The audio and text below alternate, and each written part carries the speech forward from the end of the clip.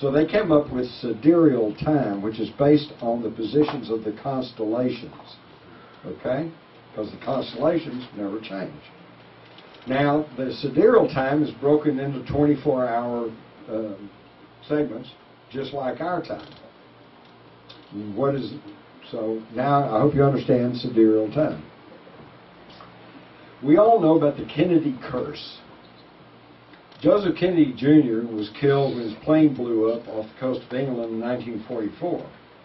John F. Kennedy was killed by gunfire in Dallas in 1963. Robert Kennedy was killed in an assassination in Los Angeles in 1968. And JFK Jr. died in a plane crash in 1999.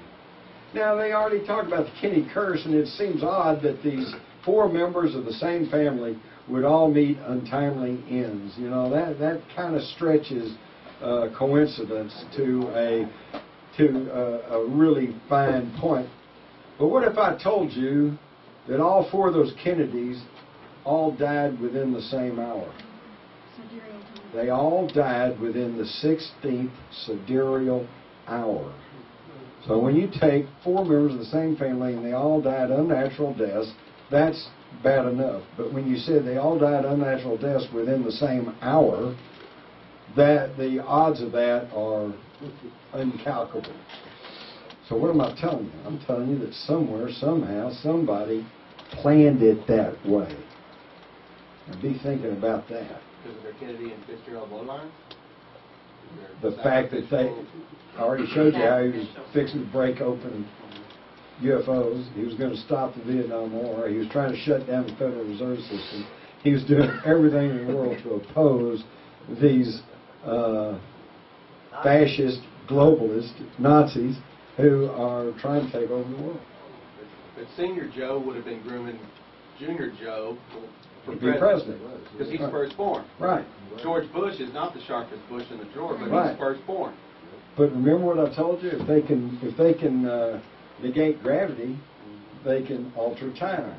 And they might be able to look through time. What if somebody was able to look through time and realize that Joseph Jr. would have been an even more effective president than JFK? Can't let him get in there. So he goes on a mission, his plane blows up. But Schwarzenegger took their women, folk. He got their bloodline, but...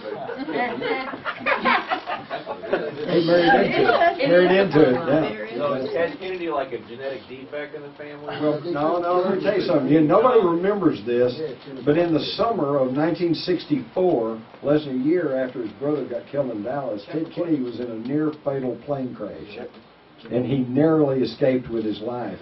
And by the way, that occurred within the 16th sidereal hour. Yeah.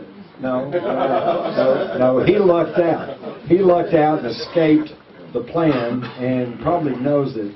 And that's why he hasn't been anything but a drunken blowhard ever since. All right, that's it. Thank you. Anybody wants to get over the agenda, I'll sign the book up here. Yeah, please support Brave New Books. They've got all his books here. It doesn't have to be Alien Agenda. He'll sign any of them. And please frequent this. And if you have any ideas for meetings that you'd like this room, please say something to Harlan. I'm sure he'd love to have you. And again, Monday at 3 p.m.